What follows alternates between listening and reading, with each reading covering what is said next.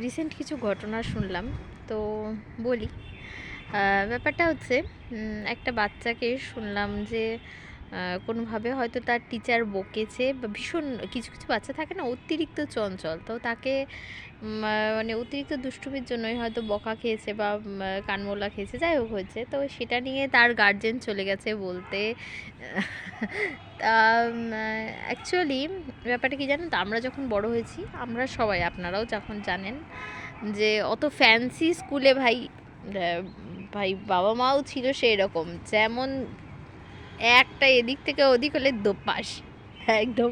তো এটাই, সেজন্য হয়তো এরকমভাবে হচ্ছে বলে না, জানেন তো, ডিসিপ্লিন শেখানোটা ভীষণ জরুরি, এবং শিক্ষার প্রথম শিক্ষাটা ঘর থেকেই হয়।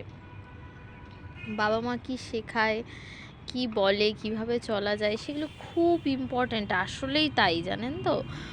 এবং আমার এটা খুব মনে হয় যে সত্যি মানে শেখানোটা, মানে বাবা মা শেখাতে পারছে না আজকালকার যুগে। মানে এমনই দাঁড়িয়ে গেছে, জানেন তো, ব্যাপারগুলো কাউকে কিছু বলা যাবে না। আরে বলা যাবে না সে তো ঠিক আছে, কিন্তু হচ্ছে কি আলটিমেটলি ডিসিপ্লিন ব্যাপারটা শিখতেই পারছে না বাচ্চারা, ডিসিপ্লিন শিখছেই না, বুঝছেন? তো ডিসিপ্লিন না শেখার ফলে যেটা হচ্ছে যে ভবিষ্যতে ওই যে বাবা মাকে দেখছে না বড় হয়ে, আপনি তো ঘরেই শিক্ষাটা নষ্ট করে ফেলেছেন, আর বড় হয়ে কি দেখবে? গাছ বড় হওয়ার পর তাকে জল দিয়ে আর লাভ নেই। ওই যে একটা কথা আছে না, মাটিটা কাঁচা থাকতে থাকতেই তাকে ঠিক শেপ দিতে হবে। আপনি যদি একটা মাটির পাত্র তৈরি করা দেখেন, তাহলে ব্যাপারটা বুঝতে পারবেন আমি কি বলছি। ওই যে লোহা গরম থাকতে থাকতে হাতোড়া মারতে হয়, ওটাই বলে না? তো ওটাই মাটির ব্যাপারটাও তাই, ওই মাটি নরম থাকতে থাকতেই তাকে শেপ দিতে হবে। মাটি একবার শক্ত হয়ে গেলে তাকে তো আর শেপ দেওয়া যাবে না। আমি জানি না আমি কথাটা বুঝাতে পারছি কি না ঠিক মতো, কিন্তু এটাই আসল কথা, জানেন তো, যে সময় থাকতে কেউ কোনো স্টেপ নেয় না। বড় হয়ে আমার ছেলে আমার কোনো কথা শোনে না, আমার ছেলে আমাকে দেখে না, দেখবে না ভাই। যে কালচারে যে শিক্ষা দিয়ে তুমি তৈরি করছো, সেই শিক্ষার ফল তুমি পরে পাবে, এটাই বাস্তব। ঠিক আছে? এই যে দেখুন, একটা সিম্পল জিনিস আমি বলি, আজকে যে বাচ্চাকে একটু কোনো কোনো কথা বলা যাবে না, কোনো শাসন করা যাবে না, সে বাচ্চারা তো এমনি কথা শোনে না, আপনি বাড়িতেও পাঁচটা কথা বললে শুনবে না। সেখানেও যে যদি এরকম হয় যে বাচ্চাকে কিছুই বলা যাবে না, এই বা বড়দের ক্ষেত্রেও আমি বলছি যে যাদের এরকম মানসিকতা থাকে না যে কোনো কিছুতেই তাদের কিছু বলা যাবে না একেবারে, তো তারা আসলেই মানুষ হয় না। তারা আসলেই দেখা যাচ্ছে যার সাথে এরকম হয় সে টিচারও বিরক্ত, যাকে যা তোর পড়বি পড়বি, না পড়বি না না পড়বি, পরের ছেলে পরমানন্দ, যত উচ্ছন্নে যায় তত আনন্দ। এটাই ব্যাপার হয়ে যায় না? এটা মানুষের তো মানসিকতাটা একটা সময় পড়ে। আপনাকে দেখুন, আপনাকে একটা কথা বলি, ধরুন আপনার শাশুড়ি আপনাকে যদি রোজ দিন ক্যাটর ক্যাটর ক্যাটর ক্যাটর করে একদম ঝাড় দিয়ে বিরক্ত লাগে যায় আপনার, আপনি যে দেখা যাচ্ছে সে কোনোদিন একটু জ্বর হয়েছে, অসুস্থ, আপনার ইচ্ছা করবে তাকে সেবা করতে? করবে না। যা রে ভাই। তো এটাই ব্যাপার, জানেন তো, মানুষ একটা সময় পর তিক্ততা এসে যাবে না, তখন যা করবি কর, যা, করতে হবে না, তুই পড়বি না পড়বি না, তো তোর বাবা মা, তুই বুঝবি, তোর বাবা মা বুঝবে, এটাই মানে মানসিকতাটা। আমি আর একটা জিনিস আমার খুব মনে হয় যে এই যে পাশ ফেল উঠে গেছে না এখনকার যুগে, এটা আরও খারাপ হয়েছে, জানেন তো। পাশ ফেল উঠে যাওয়ার ফলে কি হয়েছে, বাবা মা আগে কি ছিল, বাবা মা পড়াশোনা যদি না করতো, অন্তত বাবা মা জানতে পারতো, যেটা আমাদের ক্ষেত্রে হয়েছে, পড়াশোনা করিস না, কী ব্যাপার রে, কোনো দিন যদি স্কুল থেকে কোনো কমপ্লেন হয়েছে তো হলো, মোটামুটি আমার এখনও মনে আছে ইতিহাসে একবার 30-এ 3.5 পেয়েছিলাম, আর কে দেখে? তো এটাই ব্যাপার, জানেন তো, যে ওই যে পেয়েছিলাম, ওই যে কম নাম্বারটা পেয়েছি, সেটার জন্য বাড়িতে বকা খেয়েছি, মার খেয়েছি, পড়িনি, পড়িনি তাই পারিনি, তারপরে তো মা পড়িয়েছে না।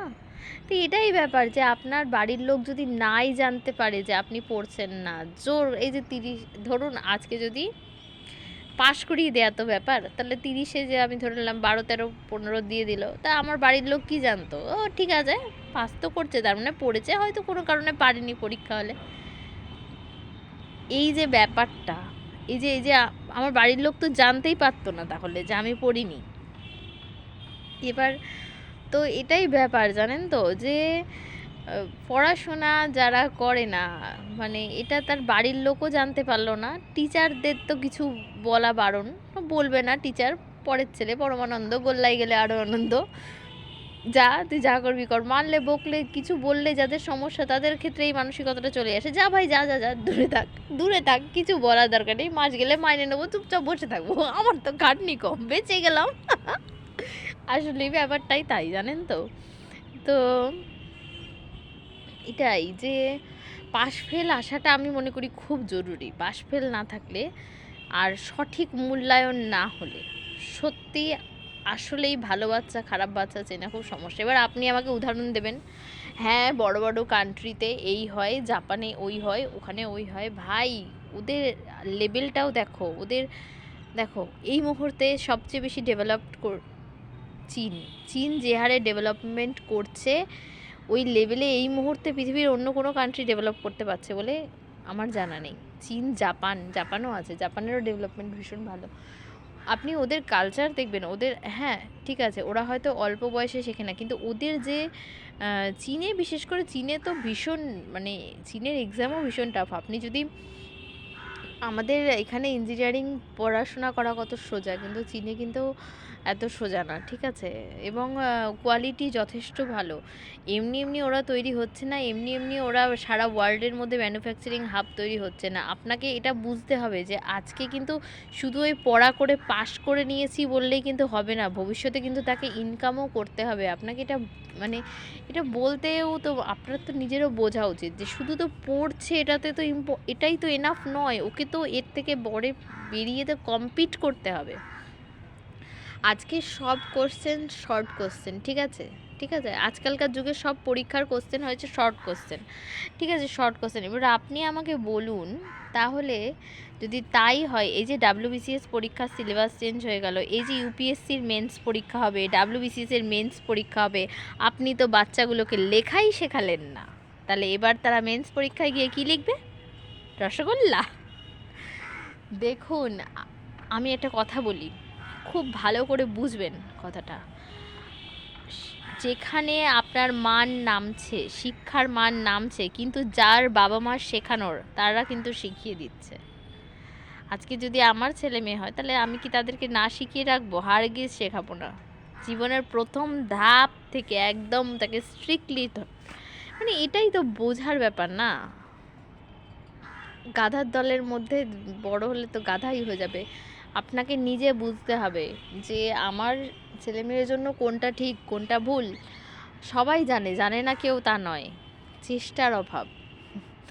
সময় দেব না, আমার ছেলেমেয়ের পেছনে আমি সময় দিতে পারি না, আসলেই সময় আমার একদম সময় নেই। আচ্ছা ঠিক আছে বাবা, ছেলে মেয়ে তোমারই, আমার না, ভবিষ্যৎ তোমারই যাবে, আমার যাবে না। যাক, যা করবেন করুন, করতে থাকুন, ভবিষ্যতের জন্য অপেক্ষা করুন, চকচকে ফিউচার আসছে। টাটা।